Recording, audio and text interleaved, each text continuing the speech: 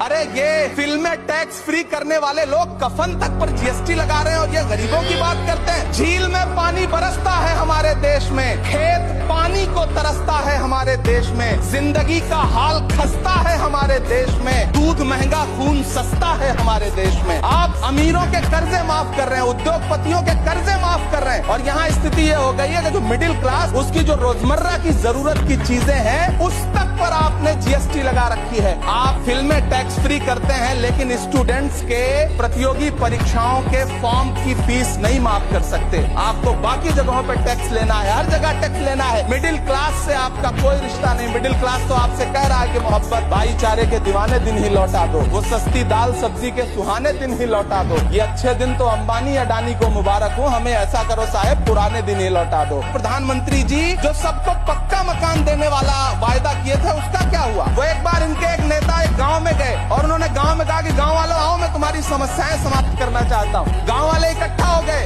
नेताजी ने गांव वालों से कहा बताओ तुम्हारी 2 समस्याएं बताओ, मैं दोनों समस्याओं का यहीं पे समाधान करूंगा। तो गांव वालों ने कहा साहब हमारी पहली समस्या है कि हमारे यहाँ कोई हॉस्पिटल नहीं है। तो नेताजी ने मोबाइल निकाला, कहीं फोन मिलाया और मिला के फोन पे पता नहीं क्या कुछ कहा कि यहाँ गाँव में हॉस्पिटल नहीं है, हॉस्पिटल तुरंत यहाँ हॉस्पिटल चाहिए। गाँव वाले खुश हो गए कि 1 मिनट में यहाँ हॉस्पिटल आ रहा है। अगली समस्या के बारे में उन्होंने नेताजी ने गांव वालों से कहा कि मैंने आपकी पहली समस्या समाप्त कर दी, दूसरी समस्या बताओ। तो गांव वालों ने कहा साहब इस गांव में कोई भी मोबाइल का नेटवर्क ही नहीं है। ये है इनके काम करने का तरीका, ये है झूठ बोलने का